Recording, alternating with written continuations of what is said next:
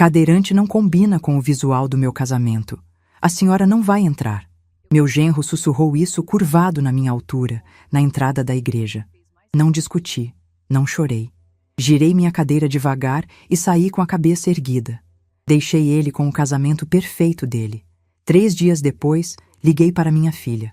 Quando ela atendeu e ouviu o que eu tinha a dizer, começou a chorar sem conseguir parar. Meu nome é Marlene. Tenho 67 anos. E fui barrada na porta da igreja no dia do casamento da minha filha porque minha cadeira de rodas não combinava com a decoração. Deixa essa frase pousar 1 segundo. Não foi um acidente. Não foi um mal-entendido.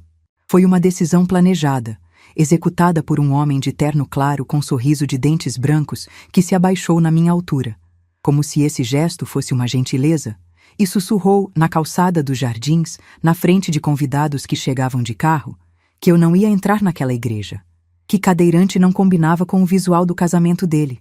Esse homem é o Alexandre, o marido da minha filha, e minha filha é a Renata, 38 anos, nutricionista com consultório no Itaim Bibi. A filha que eu criei sozinha depois que o Osvaldo morreu, que eu sustentei, que eu comprei apartamento, que eu ajudei a montar o consultório. A filha que naquele fim de semana inteiro não mandou uma mensagem sequer perguntando se eu tinha chegado bem em casa. Mas eu vou contar tudo com calma, porque essa história não termina na calçada dos jardins. Essa história termina com escritura, laudo médico e audiência judicial. E quando ela termina, é o Alexandre que sai sem conseguir olhar para ninguém. Eu acordo às 5 da manhã no dia do casamento. Não porque estava ansiosa, embora estivesse. Acordo cedo porque desde o AVC, a minha rotina é mais lenta, mais cuidadosa, mais dependente de tempo. Minha mão direita treme um pouco quando estou cansada. O cabelo, que eu usava preso a vida inteira, não consigo mais fazer sozinha com a firmeza que precisa. Então chamei a Dona Conceição, minha vizinha de frente no Cambuci, 22 anos de vizinhança. A mulher que sabe onde fica cada coisa na minha cozinha melhor do que eu. Ela chegou às 6 da manhã com o pente na mão e a paciência de sempre, e ficou sentada atrás de mim por 40 minutos, prendendo o coque com os grampos que eu tinha separado desde a véspera. O vestido era champanhe, manga longa. A Renata tinha me ajudado a escolher 3 semanas antes. Passamos uma tarde inteira numa loja no Jardim Paulista. Ela empurrando a cadeira entre os arabescos, eu experimentando o que cabia e ficava bem na posição sentada. Quando ela viu o champanhe, disse que era perfeito, que ia combinar com o esquema de cores da cerimônia, que eu ia ficar linda. Prendi o broche de pérola no ombro. O broche foi da minha mãe, que foi da mãe dela antes. Eu o uso em casamentos, em missas de 7º dia, nos dias em que a ocasião pede presença de verdade. Naquele dia, eu queria ter presença. O motorista do aplicativo chegou às 10h30. Eu desci a rampa da calçada que o Osvaldo mandou construir antes de morrer, como se soubesse que um dia eu ia precisar, e entrei no carro com o vestido organizado nas pernas e o broche no lugar. 45 minutos até os jardins. Cheguei com 20 minutos de antecedência. A rua em frente à igreja estava animada, convidados chegando, mulheres de vestido longo, homens de terno, um fotógrafo circulando. Flores brancas na entrada. Era uma cerimônia bonita, planejada com cuidado, visível em cada detalhe. Eu desci do carro com a ajuda do motorista, montei na cadeira, ajeitei o vestido e comecei a me aproximar da entrada. Foi então que o Alexandre apareceu. Ele vinha do lado de dentro da porta, com o terno claro e a gravata bege. E quando me viu na calçada, a expressão dele mudou por uma fração de segundo. Não de surpresa, percebi depois. Era outra coisa. Era o cálculo de quem sabia que aquele momento ia chegar e estava decidindo como conduzi-lo. Ele desceu os 2 degraus da entrada, se aproximou e se abaixou na minha altura, como se estivesse sendo gentil, como se aquele gesto de se curvar fosse consideração. E sussurrou. Não vou repetir exatamente as palavras porque minha voz ainda falha quando tento. O sentido era esse, que a cadeira de rodas não estava no planejamento visual da cerimônia, que ia comprometer as fotos, que eu ia se sentir mais confortável assistindo de casa ou talvez vindo à recepção depois sem a cerimônia, que ele tinha pensado em mim ao tomar essa decisão, que era pelo meu bem. O sorriso não saiu do rosto dele em nenhum momento. Eu fiquei parada por um segundo. O fotógrafo estava a 5 metros. Convidados passavam. Ninguém sabia o que estava acontecendo porque o Alexandre tinha calculado o volume e a distância com precisão de arquiteto. Não discuti. Não levantei a voz. Não chorei. Girei a cadeira devagar e saí pela calçada com a cabeça erguida. Passei entre os convidados que chegavam sem olhar para nenhum rosto. Desci a calçada até a esquina. Abri o aplicativo no celular com a mão que treme e chamei o carro. Sentei na calçada dos jardins com o vestido champanhe e o broche de pérola da minha mãe e esperei os 7 minutos que o aplicativo indicou. Nenhum convidado veio perguntar o que tinha acontecido. Talvez ninguém tivesse percebido. Talvez tivessem percebido e não soubessem o que fazer. O motorista era um senhor de uns 50 anos, com um perfume forte e rádio tocando baixo. Quando eu entrei, ele olhou pelo retrovisor e deve ter visto alguma coisa no meu rosto porque desligou o rádio e não disse uma palavra durante os 40 minutos até o Cambuci. Eu fiquei olhando pela janela. São Paulo passando do lado de fora. As ruas de domingo. O sol de manhã cedo. Quando cheguei em casa, a dona Conceição não estava mais. Ela tinha ido para a casa da filha e voltaria à tarde. Eu entrei pela porta, passei pelo corredor e parei diante da escrivaninha do Osvaldo, que fica no canto da sala, porque nunca tive coragem de mudar de lugar. São 11 anos desde que ele morreu e aquela escrivaninha ainda cheira ao verniz que ele usava para passar na madeira todo mês de agosto. Há uma gaveta que eu não abro desde que ele morreu. Sei o que tem dentro. Naquela manhã, não era a hora. Continuei empurrando a cadeira até a varanda e fiquei sentada no escuro, com o sol ainda baixo, olhando para a rua vazia do Cambuci. Fiquei lá até a dona Conceição acender a luz da casa dela do outro lado da rua à noite. A Renata não ligou naquele dia. Não ligou no sábado. Não ligou no domingo. Passou o fim de semana inteiro de lua de mel sem mandar uma mensagem sequer. Sem um áudio. Sem um emoji. Sem o menor sinal de que ela sabia que a mãe tinha sido barrada na porta da igreja e tinha ido embora de aplicativo sozinha num domingo de manhã com o broche de pérola preso no ombro. Eu fiquei sentada com o celular na mão mais de uma vez naquele fim de semana, esperando a vibração que não vinha. Não porque eu precisava de consolo, mas porque queria entender. Ela sabia? Ela não sabia? A ausência dela era choque ou era escolha? Eu precisava saber a resposta para essa pergunta antes de tomar qualquer decisão, porque o que eu estava considerando fazer dependia exatamente disso. Foi a Giovana quem ligou. A melhor amiga da Renata desde a faculdade, 35 anos, que estava na entrada da igreja e viu tudo do início ao fim. Ela ligou no domingo à tarde com a voz embargada, perguntando se eu estava bem, se eu precisava de alguma coisa. Eu disse que não. Disse obrigada. Desliguei. Mas antes de desligar, ela disse uma coisa que eu não esperava. Disse que tinha filmado. Que quando viu o Alexandre se abaixando na minha frente com aquele sorriso, alguma coisa nela disse para registrar. Que tinha o vídeo no celular dela, com data e hora e áudio, que era meu se eu quisesse. Eu disse que guardasse bem. Que eu ligaria quando fosse a hora. Desliguei e fiquei com o celular na mão por um longo tempo. 3 dias depois da cerimônia, liguei para a Renata. Ela atendeu no segundo toque. A voz era de quem estava com saudade, de quem queria que aquilo tivesse sido menos do que foi, de quem precisava que a mãe entendesse que o Alexandre não quis dizer dessa forma, que foi um momento de estresse, que a cerimônia tinha sido muito tensa, que ele tinha muita pressão. As desculpas vinham em camadas, cada uma mais fina que a anterior, e eu deixei cada uma passar. Mas antes que ela terminasse a última frase, eu disse o que tinha a dizer. Não foi sobre mágoa. Não foi sobre pedido de desculpas. Não foi sobre o vestido champanhe, ou o broche, ou às 5 da manhã que acordei. Foi sobre o apartamento no Itaim Bibi, sobre cujo nome está na escritura. Ela começou a chorar sem conseguir parar. E eu entendi, pelo jeito que ela chorou, que ela sabia. Talvez não em todos os detalhes, talvez não naquele dia na calçada, mas sabia o suficiente para não ter ligado naquele fim de semana. O silêncio dela não era choque, era escolha. E era exatamente o que eu precisava saber para agir. Na manhã seguinte, antes das 8 da manhã, liguei para o Dr. Humberto. O Humberto tem 61 anos e 34 de advocacia. Foi parceiro do meu marido Osvaldo em mais de uma sociedade. Foi quem orientou juridicamente a abertura do consultório da Renata quando ela se formou. E é a pessoa que, depois da Dona Conceição, conhece minha vida com mais profundidade do que qualquer um. Quando eu disse o que tinha acontecido, ele ficou em silêncio por um momento inteiro. Depois disse: Marlene, me manda o vídeo que a Giovana filmou e me dá 1 hora. Naquela tarde, ele veio até o Cambuci. Ficou sentado na minha sala por 2 horas, com o notebook aberto na mesa da cozinha, mostrando com calma e sem drama o que eu tinha e o que aquilo significava juridicamente.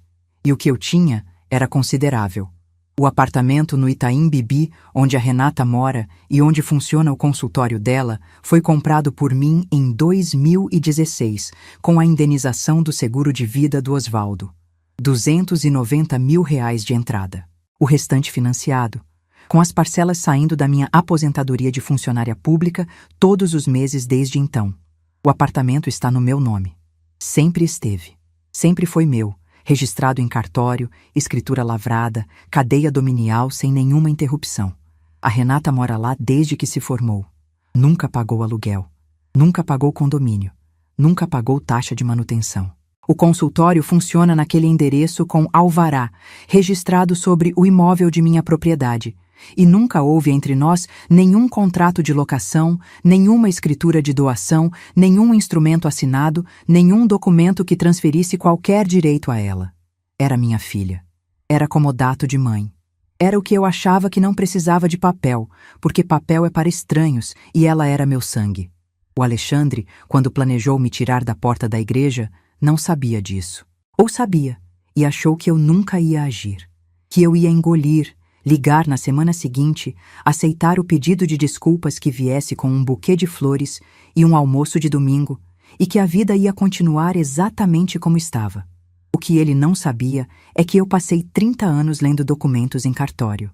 Que eu conheço escritura, registro, cadeia de propriedade e instrumento público desde antes da Renata nascer. Que a gaveta da escrivaninha do Osvaldo guardava cada recibo, cada extrato, cada folha do financiamento desde o primeiro pagamento.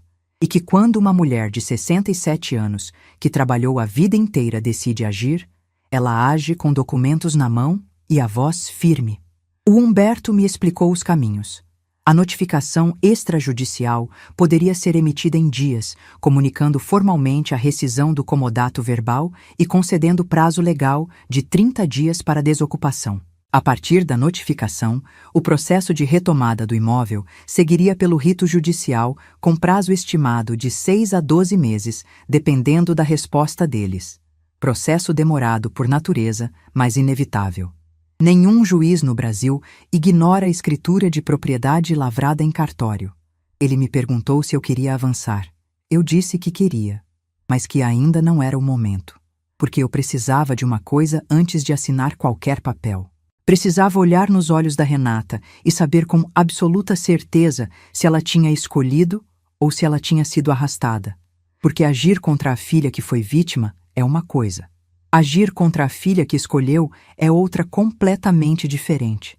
E eu precisava ter essa clareza dentro de mim antes de qualquer movimento. Combinei com ela um café. Disse que queria conversar, que queria entender. Ela veio até o Cambuci numa tarde de terça-feira com o rosto inchado de choro e uma história que eu já sabia que ia ser insuficiente. Disse que o Alexandre tinha achado que seria difícil para mim, que a cerimônia tinha muitos degraus, que ele não quis que eu me sentisse desconfortável, que foi uma decisão de último minuto, que ele não tinha pensado direito, que estava muito nervoso. Cada frase era um tijolo numa parede que ela estava construindo para não ter que dizer a verdade. Eu a deixei falar. Servi o café. Perguntei se ela estava bem. Perguntei da lua de mel. Sorri em alguns momentos. Quando ela saiu, me abraçou com força e disse que me amava. Eu disse que também amava ela. Era verdade. Mas enquanto eu ouvia cada frase dela naquela tarde, ia juntando os pedaços com a precisão de quem passou 3 décadas lendo documentos em cartório. Ela sabia. Talvez não no dia, talvez não em todos os detalhes, mas sabia o suficiente para não ter ligado naquela noite. O silêncio do fim de semana inteiro não era choque, era escolha. E agora eu tinha a certeza que precisava. Liguei para o Humberto naquela mesma noite e disse: Pode avançar. Você, que está me ouvindo agora, se fosse você naquela cadeira, com o vestido champanhe, o broche da sua mãe no ombro, sendo dispensada na calçada pelo genro como se fosse um problema visual, você teria agido diferente? Você teria engolido? Teria esperado o pedido de desculpas com um buquê de flores? Me fala nos comentários. Porque o que eu fiz a seguir, muita gente achou que eu não ia ter coragem. Na semana seguinte ao café com a Renata, o Humberto começou a montar o processo com a meticulosidade que eu conhecia dele desde os tempos em que ele e o Osvaldo dividiam sala em Santo André. Ele não é o tipo de advogado que faz barulho. É o tipo que organiza cada papel antes de mover um dedo, que lê contrato 2 vezes antes de assinar, que não gosta de surpresa porque já viu o que surpresa faz numa audiência. A primeira providência foi reunir a documentação completa do imóvel. Ele pediu a certidão atualizada do registro de imóveis, os extratos do financiamento desde 2016, os comprovantes de pagamento das parcelas com o meu CPF e o documento do seguro de vida do Osvaldo que originou a entrada. Eu tinha tudo na pasta verde que guardava na gaveta da escrivaninha. 38 folhas organizadas em ordem cronológica, com etiquetas escritas à mão pelo Osvaldo antes de morrer, como se ele soubesse que algum dia alguém ia precisar ler aquilo na frente de um juiz. O Humberto ficou olhando para as etiquetas por um segundo quando abriu a pasta na minha cozinha. Depois limpou a garganta e continuou sem dizer nada. Conhecia aquela letra. A documentação era impecável. Compra direta. Entrada com a indenização do seguro de vida. Financiamento no meu CPF. Parcelas pagas ininterruptamente há mais de 8 anos. Escritura registrada em cartório com a cadeia dominial intacta. Nunca houve contrato de locação, nunca houve instrumento de doação, nunca houve qualquer cessão formal de direito de uso. O apartamento era meu do primeiro ao último centímetro e cada folha daquela pasta provava isso sem deixar margem de dúvida. Mas o Humberto queria mais do que provar a propriedade. Ele queria entender com quem estava lidando do outro lado. E o que ele foi encontrando ao longo dos dias seguintes era relevante de um jeito que ia além do processo imobiliário. O escritório de arquitetura do Alexandre na Vila Olímpia tinha 2 processos trabalhistas em andamento. Um ex-funcionário que não tinha recebido as verbas rescisórias. Um estagiário cujo contrato havia sido encerrado de forma irregular. Além disso, havia uma rescisão contratual por inadimplência com uma construtora de médio porte que tinha fechado um projeto com ele e rescindido após atraso no cronograma e entrega incompleta dos projetos. E havia ainda uma dívida com protesto lavrado em cartório de títulos, um fornecedor de materiais que não recebeu o valor acertado em nota. O padrão de vida que o Alexandre exibia nas redes sociais, os restaurantes, as viagens, o escritório com nome na placa em endereço nobre na Vila Olímpia, era sustentado por crédito, por nome de família e principalmente pelo fato de que a Renata não pagava moradia há anos. A base financeira daquele casamento tinha o meu apartamento como coluna vertebral. E eles estavam construindo uma vida inteira em cima de algo que nunca tinha sido formalmente cedido. O Humberto me apresentou o quadro com frieza profissional. Eu ouvi tudo e fiquei olhando para a xícara de café na minha frente. Depois disse: "Vamos continuar." Nessa mesma semana, chamei a Giovana para conversar pessoalmente. Ela veio até o Cambuci numa manhã de sábado com o celular na mão e os olhos ainda com aquela culpa de quem viu uma coisa que não consegue desver. Sentou na minha sala, colocou o celular na mesa e disse que o vídeo estava ali, que era meu, que eu podia usar do jeito que precisasse. O Humberto assistiu 3 vezes. O áudio era nítido o suficiente para entender o tom e a cadência, embora algumas palavras pudessem ser interpretadas. A data e hora estavam registradas nos metadados do arquivo. A imagem mostrava o Alexandre curvado na minha direção na calçada, com o sorriso que eu ainda vejo quando fecho os olhos. Não havia configuração de infração penal. Humilhar a sogra na entrada da igreja não é crime tipificado no Código. O Humberto foi claro nisso desde o início. Mas o vídeo servia para outra coisa que era igualmente importante. Servia para mostrar às pessoas certas quem era o Alexandre.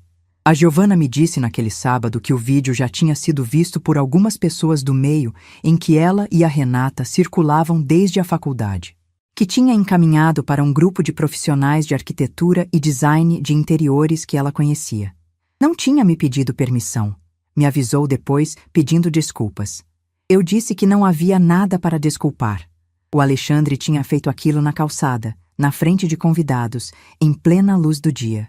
O que acontece com ações feitas em público é responsabilidade de quem as pratica. A Giovana saiu da minha casa com o rosto mais aliviado do que quando tinha chegado. Enquanto a documentação era finalizada, o Humberto cuidou de outro detalhe que eu tinha solicitado. O seu Armindo, 74 anos, ex-colega de trabalho do Osvaldo, padrinho de batismo da Renata desde que ela tinha 3 meses, morador de Santo André, homem de poucas palavras e nenhuma tolerância para a injustiça. Liguei para ele numa tarde e contei tudo sem poupar detalhes. Ele ficou em silêncio por um tempo que parecia longo. Depois disse com aquela voz pausada de quem pesa cada palavra antes de soltar: Marlene, eu sempre soube que você tinha a mesma fibra que o Osvaldo. Eu vou estar com você quando precisar. Não precisei dizer mais nada. Enquanto tudo isso acontecia nos bastidores, eu precisava garantir uma coisa: que minha postura com a Renata continuasse absolutamente normal. Nenhum sinal de movimento jurídico, nenhuma mudança de tom, nenhum frio na voz que ela pudesse interpretar. Eu precisava que o Alexandre acreditasse que eu tinha engolido, que o choro dela no telefone tinha funcionado, que o café de terça-feira tinha suavizado as arestas. A Renata me ligou 2 vezes naquele período. Em ambas as vezes, eu atendi com calma, perguntei como ela estava, perguntei se tinha se adaptado bem de volta à rotina depois da lua de mel. Normal, leve, como se aquele domingo nos jardins fosse uma coisa que a gente estava processando juntas, com tempo e boa vontade. Ela precisava acreditar nisso até a notificação chegar. A notificação extrajudicial foi protocolada numa sexta-feira. O Humberto me ligou quando o cartório confirmou o protocolo e disse apenas: está feito. Eu estava na varanda quando a ligação chegou. Coloquei o telefone no colo, olhei para a rua do Cambuci e senti uma coisa que não era alívio e não era vitória. Era mais parecida com a sensação de quando você assina um documento importante depois de muito tempo pensando nele. Uma clareza.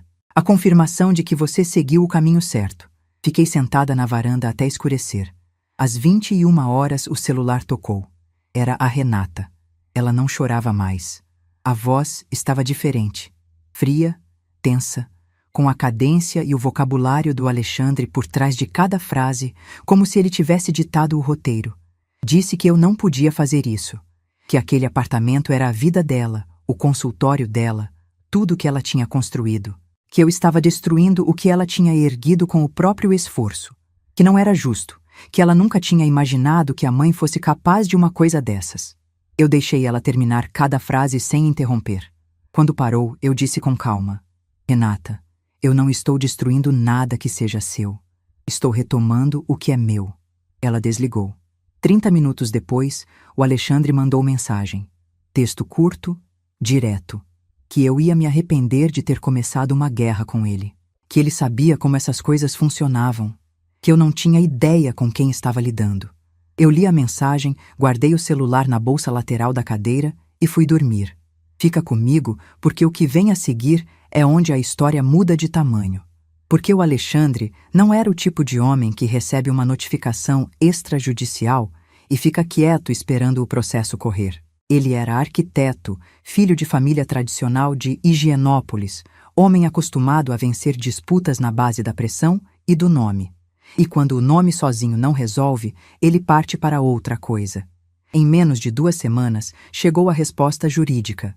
A advogada que ele contratou era competente o suficiente para montar um argumento com aparência de solidez. A tese era a seguinte: havia, segundo eles, um acordo tácito de doação do imóvel à Renata, que eu teria prometido verbalmente o apartamento a ela quando ela se formou. Que a notificação era uma retaliação emocional de uma mãe perturbada emocionalmente após o casamento. Que meu estado de saúde desde o AVC colocava em dúvida minha capacidade de tomar decisões sobre bens de valor. A palavra perturbada estava no documento. O Humberto me ligou antes de eu ler para me preparar. Não me preparei o suficiente. Mesmo assim, quando li aquela palavra escrita em fonte 12 num documento protocolado, com cabeçalho e número de processo, fiquei olhando para ela por um tempo que não sei dizer quanto foi. Perturbada. Eu, Marlene, que acordei às 5 da manhã com o vestido champanhe e o broche de pérola para ir ao casamento da filha. Perturbada. Fechei o documento. Liguei para o Humberto e disse: o que a gente precisa para enterrar isso de vez? Ele disse: um laudo neurológico completo, assinado por médico com CRM, atestando plena capacidade cognitiva e volitiva. Eu disse: marca a consulta. Depois vieram as ligações da família do Alexandre. A mãe dele telefonou dizendo que eu estava sendo cruel com minha própria filha, que uma mãe de verdade não faz isso. A irmã mandou mensagem no celular dizendo que eu estava projetando minha frustração com a cadeira de rodas na felicidade da Renata, que eu era uma mulher amargurada que não conseguia aceitar o próprio estado de saúde e estava destruindo o casamento da filha por pura mágoa. Cada mensagem era calculada para atingir o lugar mais sensível. Cada palavra escolhida para me fazer duvidar de mim mesma. E então veio o golpe que eu não esperava. A Renata ligou um dia com a voz que eu conhecia desde que ela tinha 2 anos. A voz de quando ela está com medo e não quer que eu perceba. Disse que tinha conversado com um médico, que estava preocupada com o meu estado emocional desde o AVC, que queria me ajudar a fazer uma avaliação neurológica, que era por amor, que era por cuidado. A palavra que ela não disse, mas que estava suspensa no ar entre nós como fumaça, era interdição. Minha filha, orientada pelo marido, estava tentando me fazer parecer incapaz de gerir os próprios bens, tentando usar o meu AVC, a minha cadeira, a minha mão que treme, como argumento para questionar minha competência mental perante um juiz. Desliguei o telefone. Chamei a dona Conceição. Fiquei sentada na varanda com ela por 1 hora sem conseguir falar muito. Depois fui ao quarto. Abri a gaveta da escrivaninha do Osvaldo pela primeira vez em 11 anos e peguei a pasta verde. Dentro dos documentos do apartamento havia um envelope lacrado, endereçado a Renata com a letra do Osvaldo. Uma carta que ele tinha escrito quando ela tinha 18 anos, sobre escolhas, sobre caráter, sobre o que faz uma pessoa de verdade. Eu tinha guardado aquela carta por quase 20 anos, esperando o momento certo de entregar. Naquela noite entendi que o momento não era de entrega. Era de força. Coloquei o envelope de volta na pasta. Fechei a gaveta. E liguei para o Humberto e para o seu Armindo. O laudo médico foi a primeira peça. O Humberto me encaminhou ao neurologista com quem ele trabalhava em casos de família. O médico tinha mais de 20 anos de experiência em laudos periciais, sabia exatamente o que o processo precisava e conduziu a avaliação com a seriedade que o momento exigia. Foram 2 encontros, testes cognitivos completos, avaliação de orientação temporal e espacial, teste de memória episódica e operacional, avaliação da capacidade de raciocínio lógico e tomada de decisão. Em menos de 1 mês, eu tinha em mãos um documento de 11 páginas, laudo neuropsicológico completo, atestando plena capacidade cognitiva, plena capacidade volitiva, ausência de qualquer comprometimento que afetasse a tomada de decisões sobre atos da vida civil. Com CRM registrado, data assinada e todas as exigências formais que um documento pericial precisa ter para ser aceito em audiência. A tentativa de me desacreditar estava enterrada antes de chegar ao juiz. Enquanto isso, o Humberto finalizava a estrutura jurídica do processo de retomada do imóvel. A perícia documental foi conduzida com um perito contratado para confirmar a cadeia dominial do apartamento. O perito analisou cada documento da pasta verde, cada extrato, cada recibo, a escritura original e todas as certidões atualizadas. O relatório pericial foi objetivo. Nunca houve instrumento formal de doação. Nunca houve escritura de doação. Nunca houve averbação de qualquer espécie que transferisse direito real sobre o bem. A cadeia de propriedade não tinha interrupção e estava integralmente no meu nome desde 2016. A tese da advogada do Alexandre sobre promessa verbal de doação não tinha como se sustentar diante disso. No direito brasileiro, doação de imóvel exige escritura pública. Não existe promessa verbal de doação de bem imóvel que produza efeito jurídico. Isso não é interpretação. É lei escrita, e o Humberto sabia que a advogada deles também sabia, o que significava que o argumento deles era tempo comprado, não estratégia real. Com tudo preparado, a audiência foi marcada. Na noite anterior, sentei na varanda com a dona Conceição até tarde.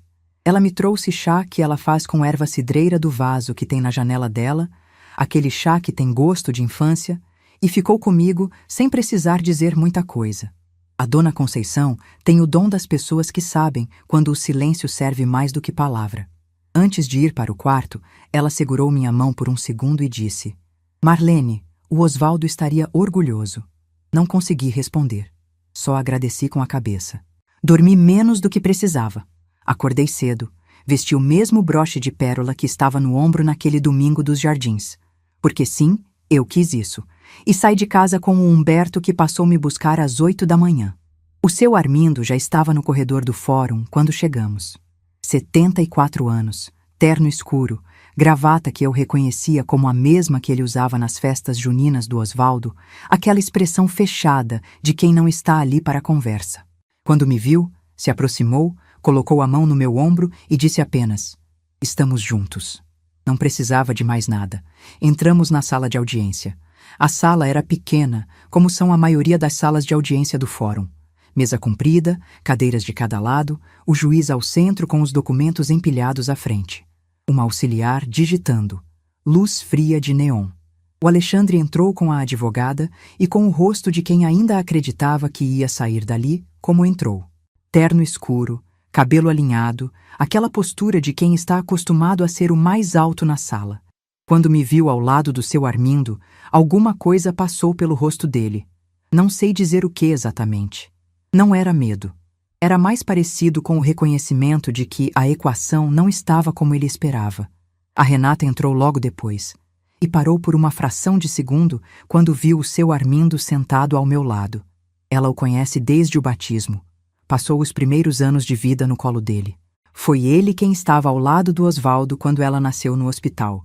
Foi ele quem foi chamado de madrugada quando ela teve febre alta aos 2 anos e o Osvaldo entrou em pânico. Quando a Renata viu o Armindo naquela sala, eu vi nos olhos dela uma coisa que não vi desde que ela era criança. Vergonha real. Não a vergonha calculada das desculpas no café da terça-feira.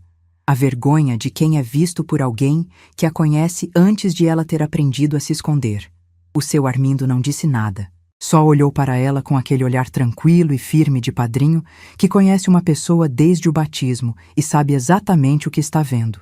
Ela desviou o rosto e foi sentar do outro lado. O juiz abriu os trabalhos. O Humberto foi direto.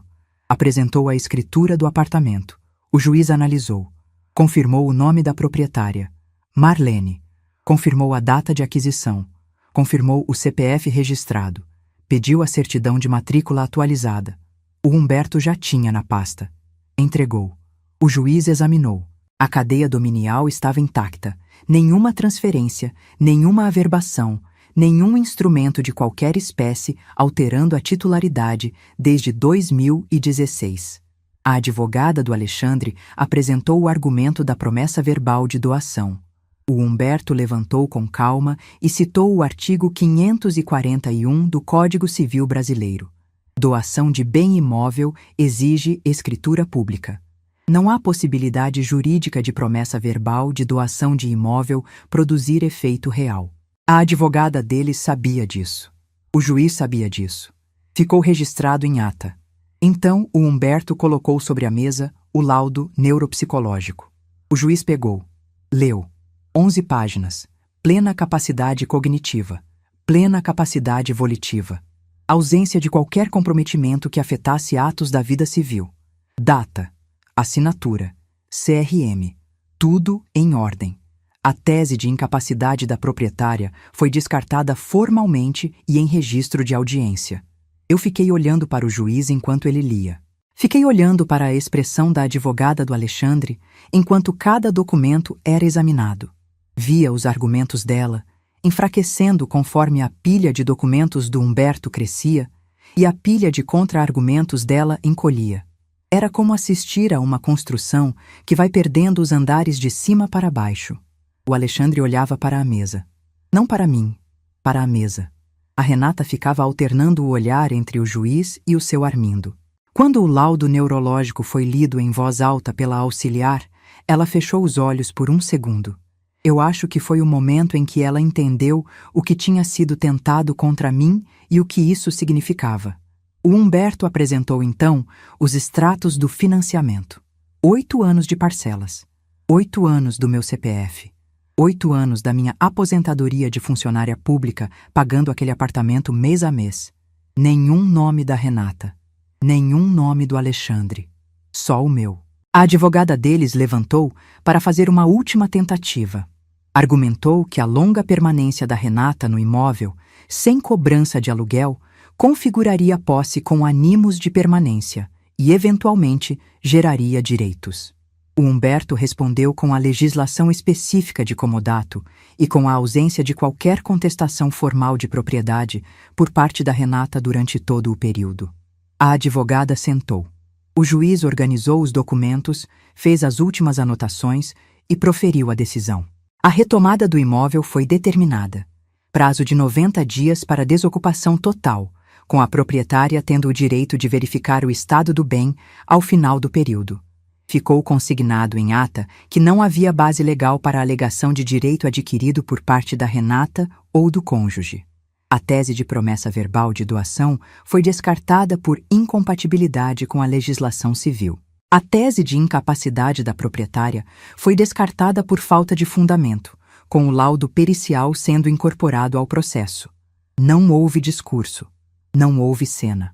O Alexandre se levantou, falou brevemente com a advogada em tom baixo e saiu da sala sem olhar para mim uma única vez. O homem que tinha se abaixado na minha frente com um sorriso de dentes brancos na calçada dos jardins saiu daquela sala de audiência olhando para o chão. A Renata ficou parada ao lado da cadeira por um segundo. A advogada dela saiu. O seu Armindo se levantou para cumprimentar o Humberto. E naquele segundo de silêncio, antes que ela se movesse, os olhos dela encontraram os meus. Eu não desviei. Ela ficou me olhando por um tempo que parecia mais longo do que era. Não chorou. Não disse nada. Depois pegou a bolsa, se virou e saiu. Eu fiquei sentada na cadeira por um momento depois que todos saíram. O Humberto estava guardando os documentos na pasta com aquela calma metódica dele. O seu Armindo ficou parado ao lado, em silêncio. A auxiliar digitava. O neon fazia aquele som baixo que neons fazem. Depois coloquei as mãos na roda da cadeira e me movi em direção à porta. Você acha que acabou? Não acabou. Porque o Alexandre ainda não tinha mostrado tudo o que estava disposto a fazer. E o que veio nos dias seguintes foi o momento em que eu mais senti medo de verdade nessa história inteira. O Alexandre saiu da audiência sem olhar para mim, mas não saiu derrotado por dentro. Homens como o Alexandre não processam derrota como derrota. Processam como injustiça temporária que precisa ser corrigida por qualquer meio disponível. E os meios que ele escolheu nas semanas seguintes foram os mais sujos que eu poderia imaginar vindo de alguém da família. A primeira coisa que aconteceu foi que a irmã do Alexandre publicou nas redes sociais um texto longo, sem me citar pelo nome, mas que qualquer pessoa que conhecesse a família entenderia imediatamente. O texto dizia que existem mães que usam o sofrimento como arma, que existem pessoas que transformam doenças em moeda de chantagem emocional, que nenhuma conquista de uma filha deveria ser destruída pela amargura de quem não consegue aceitar a própria limitação. Usou a palavra limitação em negrito. A segunda coisa foi a ligação da mãe do Alexandre para a irmã da minha falecida cunhada, que mora em Moema e que a Renata conhece desde criança.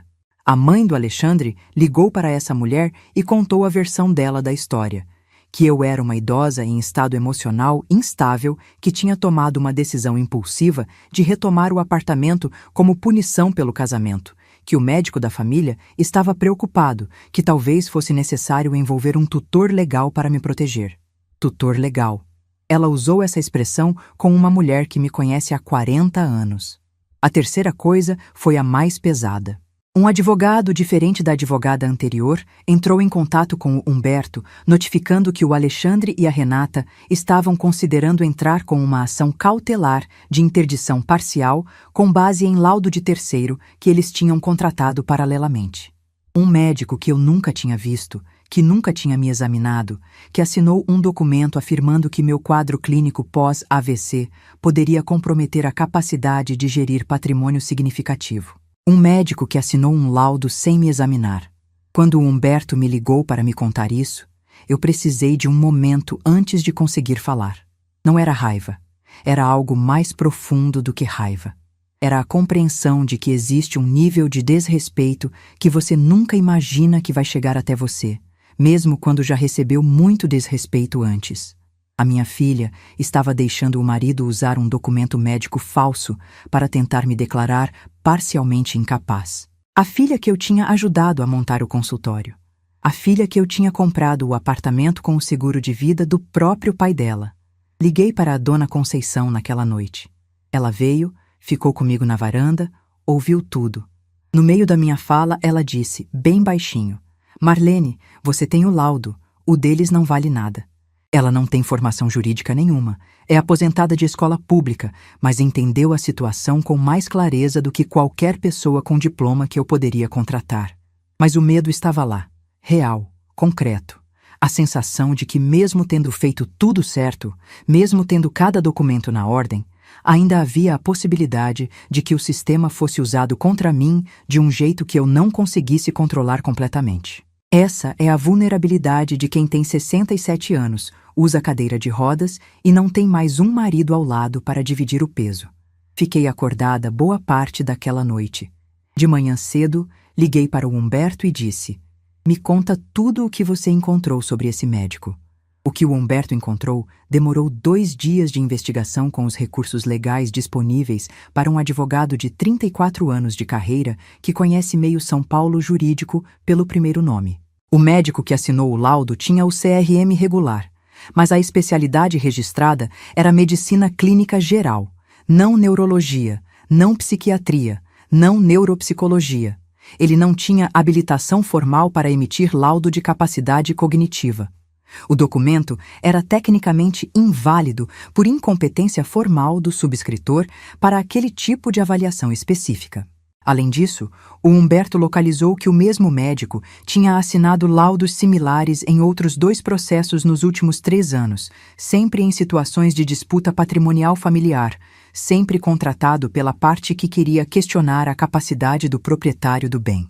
Em um dos casos, o laudo tinha sido descartado pelo juiz por exatamente a mesma razão: incompetência da especialidade.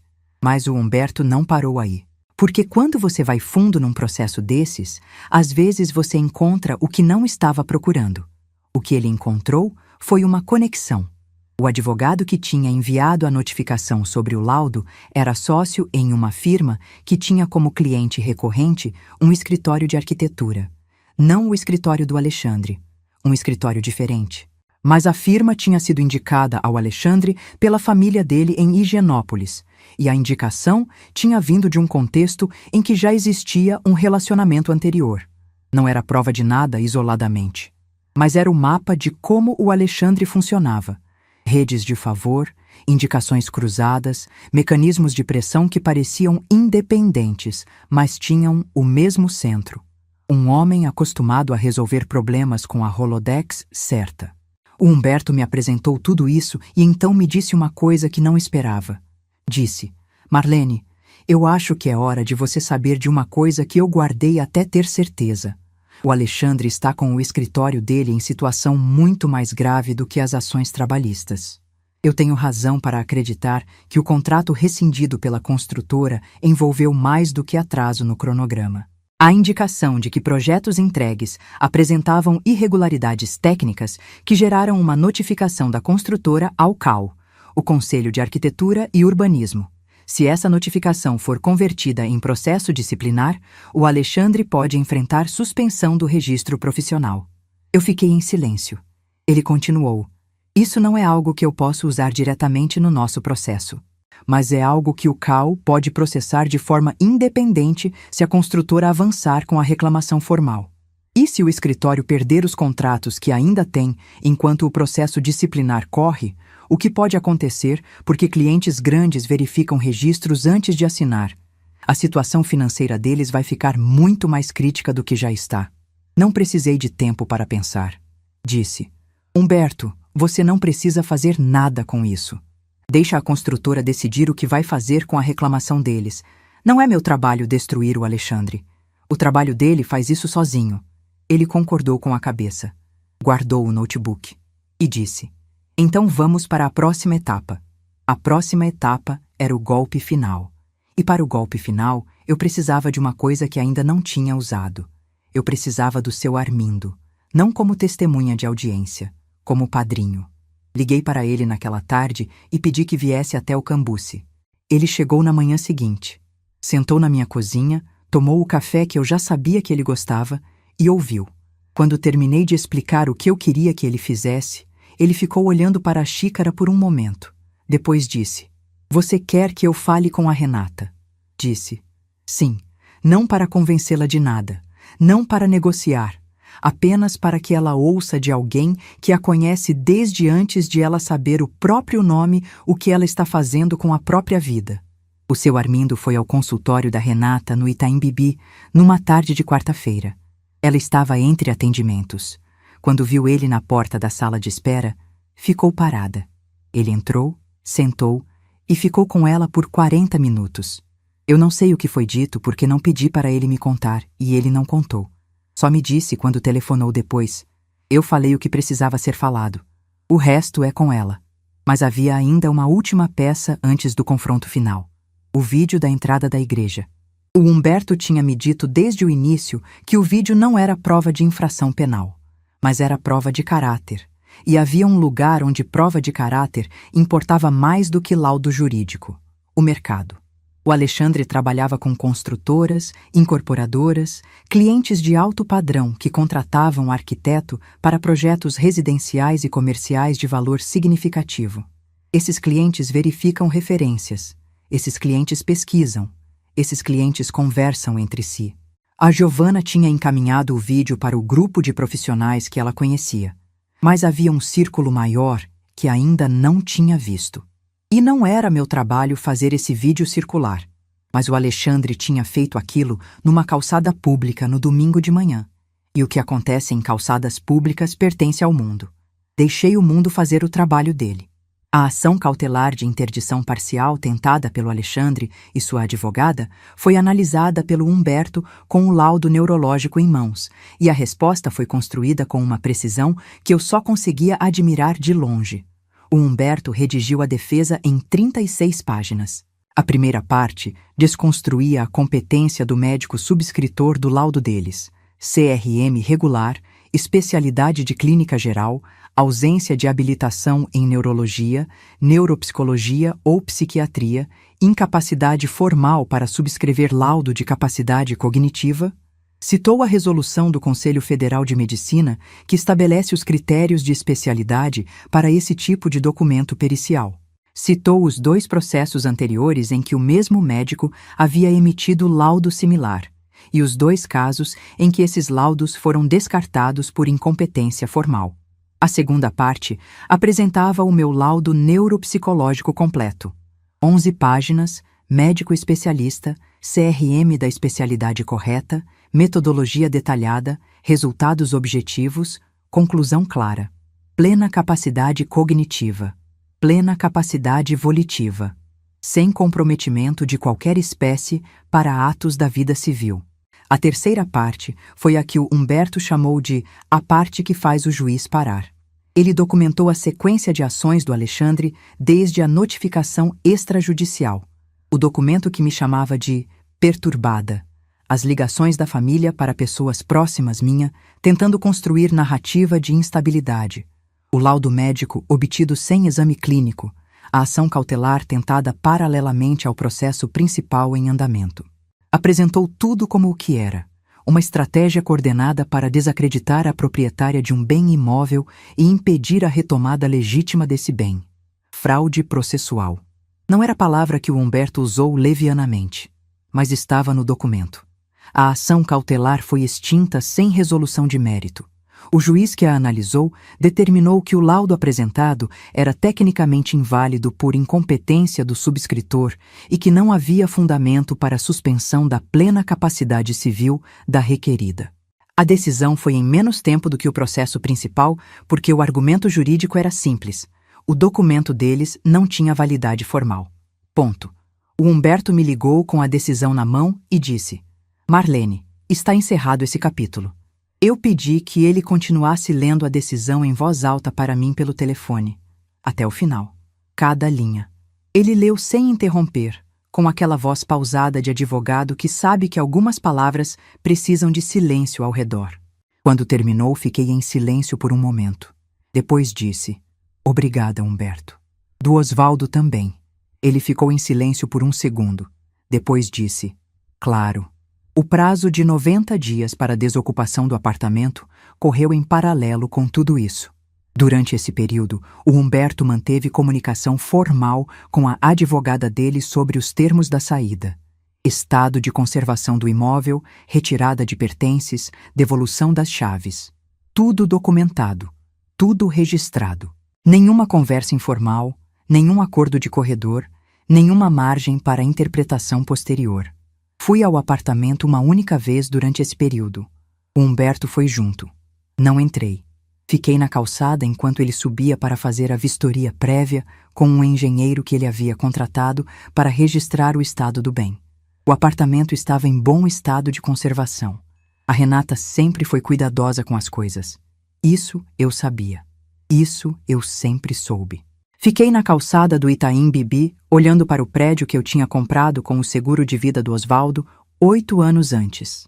Pensei naquele dia de 2016, quando assinei a escritura sozinha no cartório, com a bolsa de lona no colo e o advogado anterior do Humberto ao lado, e senti, naquela época, que estava fazendo algo permanente pelo futuro da Renata, que aquele papel era amor materializado em tijolo e concreto.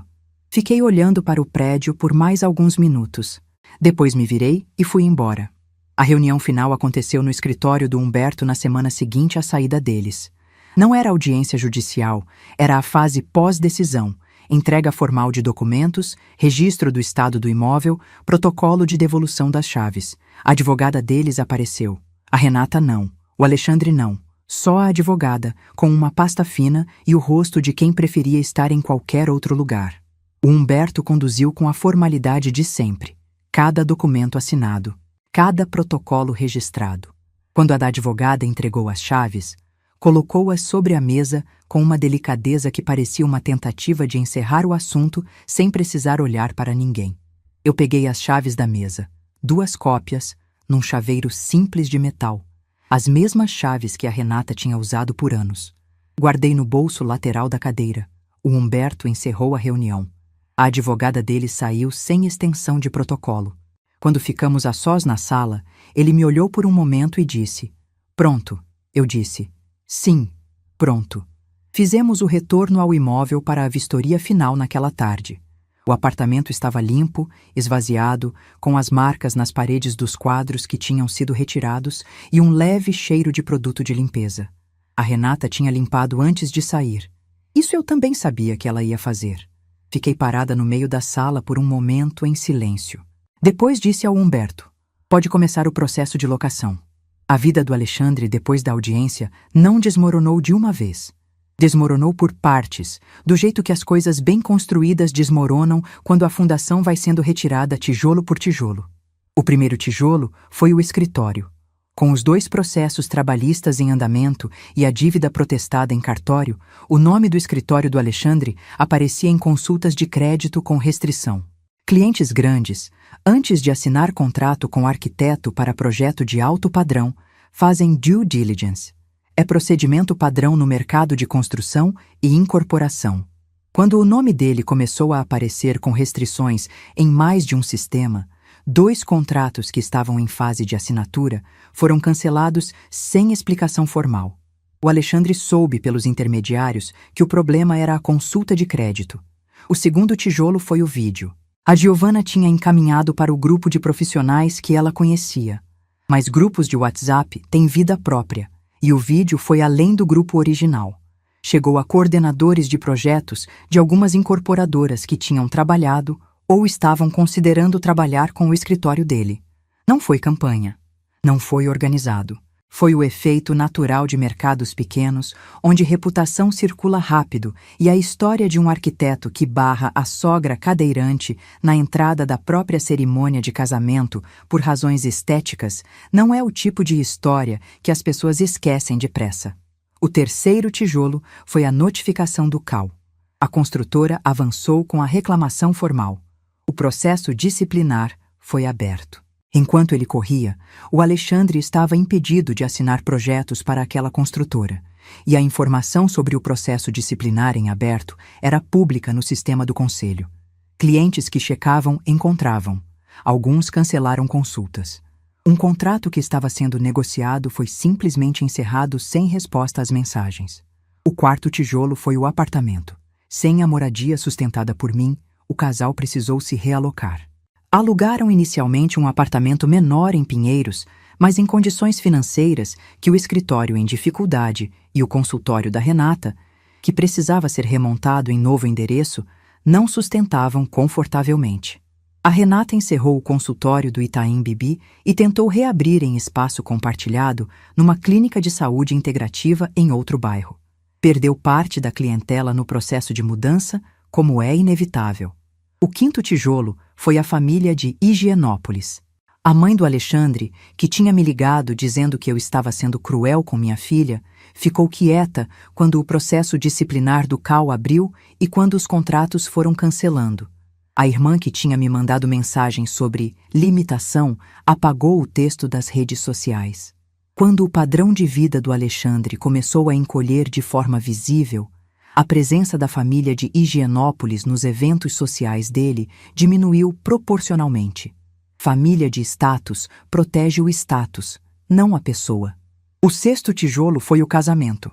Eu não sei os detalhes. Não sei o que foi dito ou deixado de ser dito dentro daquele apartamento alugado em Pinheiros. O que eu sei é que a Renata apareceu na minha porta 4 meses após a audiência sem o Alexandre. Sem aliança. Com a expressão de quem passou por dentro de um incêndio e saiu do outro lado mais quieta e mais verdadeira do que entrou. Era uma quinta-feira de tarde quando ela bateu na porta. Eu ouvi a campainha da rua e fui até o interfone. Vi ela pela câmera pequena. A Renata tem o rosto do Osvaldo quando fica sem expressão. Aquela testa larga, aquele jeito de segurar o queixo. Fiquei olhando pela câmera por 1 segundo. Depois abri a porta. Ela subiu a rampa, entrou pelo corredor, passou pela escrivaninha do Osvaldo sem olhar para ela e sentou na cadeira da sala. Eu fui até a cozinha, peguei um copo de água, coloquei na mesa na frente dela. Sentei do outro lado. Ela ficou olhando para o copo por um momento. Depois começou a falar. Falou por quase 1 hora. Falou do casamento, da lua de mel, das semanas que se seguiram, de quando a notificação chegou e como o Alexandre reagiu. Falou de conversas que não deveriam ter acontecido, de decisões que ela deixou que outros tomassem por ela, do médico que assinou o laudo sem ter me visto, de como ela ficou em silêncio quando precisava ter dito não. Ela não se absolveu. Não construiu uma narrativa de vítima. Falou como alguém que olhou para o próprio espelho e não gostou do que viu e está decidida a não desviar o olhar mais. Eu ouvi tudo sem interromper. Quando ela terminou, fui ao quarto. Abri a gaveta da escrivaninha do Osvaldo pela 2ª vez naqueles meses. Peguei o envelope lacrado com a letra do Osvaldo endereçada a ela. Voltei à sala e coloquei na mão dela, sem dizer o que estava dentro. Disse apenas que era do pai, que ela podia ler quando quisesse, sozinha. A Renata ficou olhando para o envelope por um tempo longo. Depois o segurou com as 2 mãos, devagar, como se fosse frágil. 3 semanas depois recebi uma mensagem dela. Sem texto. Era a foto de uma frase escrita à mão com a letra do Osvaldo, num pedaço de papel amarelado. Eu reconheci a frase. Sabia o que ela significava para a Renata. Não respondi. Guardei a foto no celular e fiquei olhando por um tempo. Depois liguei para ela. Quando ela atendeu, eu disse com calma e sem raiva, com a voz de uma mãe e não de uma juíza: Renata, eu te amo. Vou te amar até o último dia. Você é filha do Osvaldo e tem a mesma fibra que ele. E eu sei que essa fibra ainda está dentro de você. Mas a porta desta casa não é a mesma porta que existia antes. Quem você foi naquele dia não entra mais aqui. Você vai ter que construir o caminho de volta tijolo por tijolo, e vai demorar. Se você quiser tentar, eu estou aqui. Mas precisa ser você. Não quem o Alexandre precisava que você fosse. Não quem você achou que devia ser. Você. Se você quiser tentar com a sua verdade, eu estou aqui. Ela ficou em silêncio por um momento. Depois disse: Tá bom, mãe. Desliguei. Fiquei com o telefone no colo por um tempo. Hoje o apartamento está alugado. O valor cobre o restante do financiamento e ainda sobra. Vivo no Cambuci, com a dona Conceição do outro lado da rua e o Humberto a um telefonema de distância. No mês passado fiz uma viagem para Campos do Jordão com a dona Conceição e a filha dela. A primeira viagem que faço desde antes do AVC. Fiquei 3 dias num chalé com lareira e varanda e acordei às 8 da manhã sem urgência nenhuma.